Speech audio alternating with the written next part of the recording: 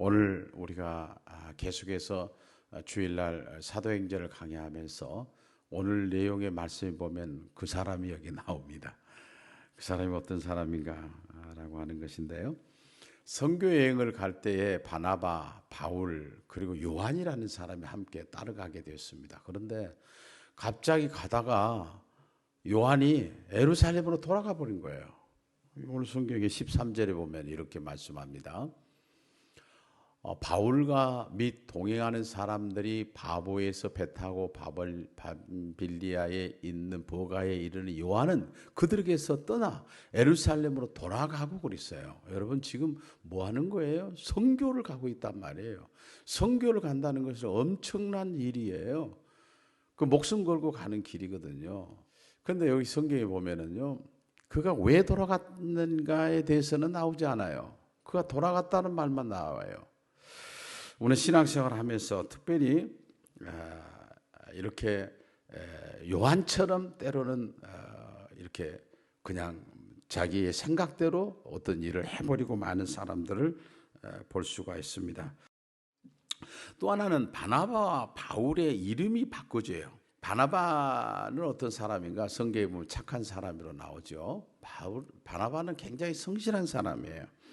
그리고 신앙적으로 보면 굉장히 성숙하고 인격이 바로 된 사람이 바나바였어요. 근데 선교 여행을 가기 전에는 바나바 이름이 먼저 나와요. 다시 말하면 바나바가 예수님을 먼저 믿었고 했어요. 그리고 바나바가 바울을 소개해주고 다른 사람에게 안내도 해주고 바울을 어떤 사람이다. 옛날에는 예수 믿는 사람을 핍박했지만 이제는 예수 만나고 절대로 핍박하는 사람이 아니고 아주 좋은 분이 되었다. 그런 걸 소개해주러 다닌 사람이 누구였느냐? 바나바였어요. 바나바 리더 역할을 했어요.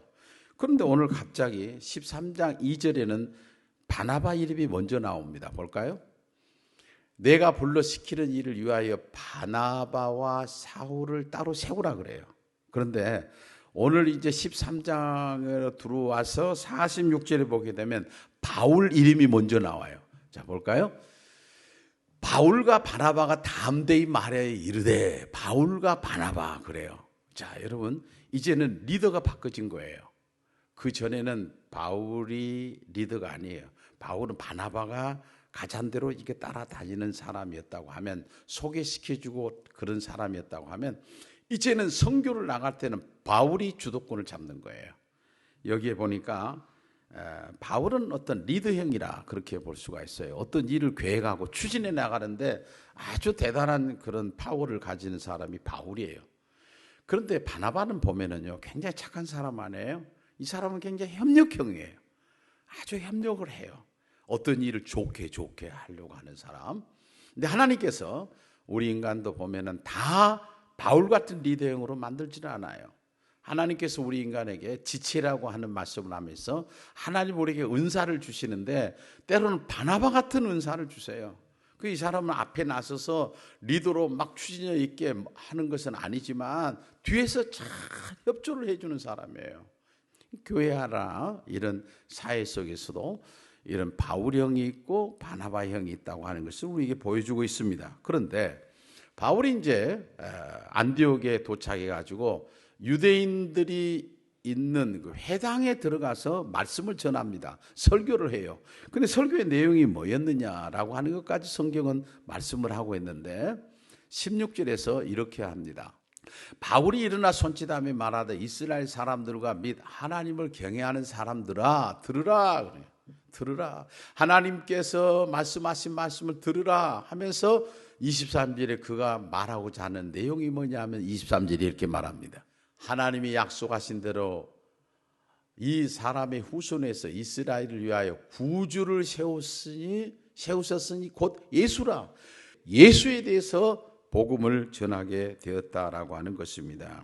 어느 날 예수 그리스도가 갑자기 온 것이 아니라 예수 그리스도가 이 땅에 오게 된다고 하는 사실을 성경이 수없이 말씀을 하고 있습니다. 그런데 약속하신 구주를 세우기 위해서 하나님의 뜻을 맞는 사람을 하나님이 찾았다는 사실이에요. 그런데 하나님의 뜻에 맞는 사람을 하나님이 택해가지고 그 사람의 후손 가운데 예수 그리스도가 나오게 하겠다는 거예요. 그게 오늘 성경의 22절에 이렇게 말합니다. 패하시고 다윗을 왕으로 세우시고 증언하여 이르시되 내가 이새의 아들 다윗을 만나니 내 마음에 맞는 사람이라 내 뜻을 다 이루리라 그래요. 이 사람 후손 가운데 예수 그리스도가 탄생한다라고 하는 말씀이에요. 내 마음에 들은 사람이라는 것은 하나님의 마음에 끌리는 사람이란 말이에요. 그런데 다윗은 하나님의 마음에 들었으면 의인이어야 되잖아요. 그런데 다윗은 죄인이에요. 다윗이 살아온 생애 가운데 그가 하나님의 마음에 들었던 것을 하나님은 차곡차곡 아시고 계셨던 거예요. 하나님께서 우리에게 히브리서 11장에 믿음장에서는 이렇게 얘기를 하고 있습니다. 믿음이 없이는 하나님을 기쁘시게 하지 못한다. 이 다윗이 믿음을 가지고 살 때 하나님이 기뻤다 그 말이에요. 다윗은 철저하게 하나님을 의지했던 사람임을 말해주고 있습니다. 그리고 다윗은 자신의 잘못을 회개할 줄 아는 사람이에요. 그러면 하나님 쓰시는 사람은 어떤 사람이냐 하면 의인을 쓰신 것이 아니라 죄임을 고백하고 자기의 잘못된 것을 철저하게 회개하는 사람을 하나님이 쓰신다는 것을 여기서 볼 수가 있습니다. 회개는 겸손한 사람만이 할 수 있는 하나님의 은혜입니다. 그리고 다윗은 하나님 앞에 항상 어린아이 같은 마음을 가지고 살았던 사람이에요. 어느 날 블레셋에서 빼앗겼던 이 법궤가 궁으로 들어왔습니다. 예루살렘으로 들어올 때에 얼마나 기뻤던지 하나님 앞에서 춤을 춥니다. 춤을 추는데 자기의 바지가 벗겨진지도 모르고 춤을 춘 거예요. 근데 이 광경을 보고 있던 아내 미갈, 사울의 딸이잖아요. 미갈이 이것을 보면서 뭐라고 하냐면 심중에 사무엘하 6장에 보면은 심중에 그를 없인 여인이라고 그것을 알았던 이 다윗은 그 여인을 향하여 사무엘하 6장에서 이렇게 말합니다. 이는 여호와 앞에 한 것이니라. 그가 내 아버지와 그의 온 집을 버리시고 나를 택하사 나를 여호와의 백성이 이스라엘의 주권자로 삼으셨으니 내가 여호와 앞에서 뛰놀리라. 나는 하나님 앞에 춤추는 것이다. 하나님이 나를 왕으로 세워주셨는데 내가 만왕의 왕 되신 하나님 앞에 춤을 못 출 이유가 뭐가 있냐. 너무나도 하나님의 은혜 앞에 감격스러워서 춤을 췄던 것이에요. 이 다윗의 이런 모습을 보면서 하나님의 마음은 어땠을까요? 다윗이 이렇게 말하는 모습을 보면서 하나님의 마음은 다윗에 대해서 어떤 생각을 하셨을까요? 그리고 여러분이 잘 아는 대로 다윗은 하나님의 성전을 짓고 싶었던 왕이었습니다.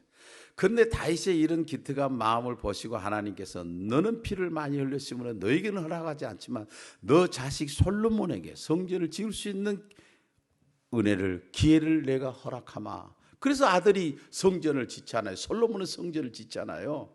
그때의 다윗은 가만히 있는 것이 아니었습니다.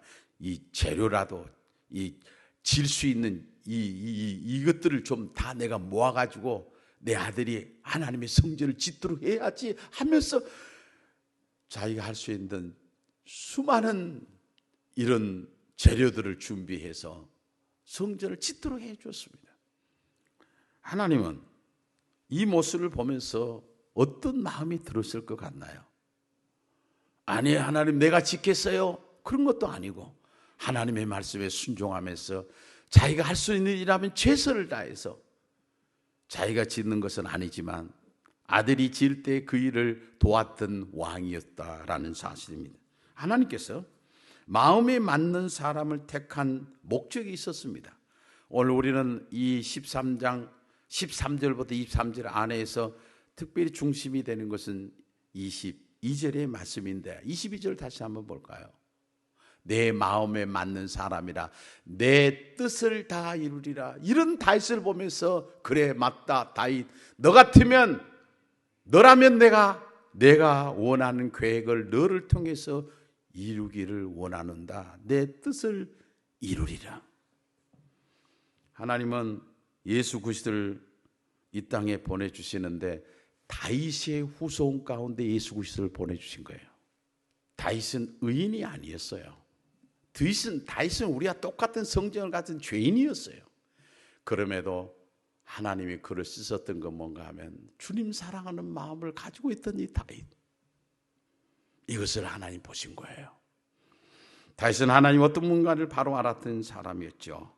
우리는 자신의 마음에 안 들면 하나님의 마음에도 안 들 걸로 생각하지만, 그러나 사람의 마음에는 안 들어도 하나님의 마음에 드는 사람들이 있어요. 이유는 하나님이 우리의 마음 중심을 보시고 계시기 때문에 그렇습니다. 하나님은 이런 다윗을 약속한 대로 이스라엘의 주권자로 삼고 그의 후손을 통하여 그의 나라를 영원히 견고하게 하셨습니다. 하나님께 다윗을 이렇게 세밀히 보셨던 하나님, 내가 생각할 때 나는 어떤 사람일까? 하나님이 나를 보시면 뭐라고 말할까? 우리는 다윗이 될 수는 없지만 다윗처럼 하나님의 마음에 드는 사람으로 살아갈 수는 있지 않아요? 마지막으로 다시 한번 22장을 끝까지 보고 마치려고 합니다. 22절입니다. 다윗을 왕으로 세우시고 증언하여 이르되 내가 이새의 아들 다윗을 만나니 내 마음에 맞는 사람이라. 내 마음에 맞는 사람이라. 내 뜻을 다 이루리라. 하나님의 마음에 맞는 사람으로 살아가는 우리 모두가 되었으면 좋겠습니다.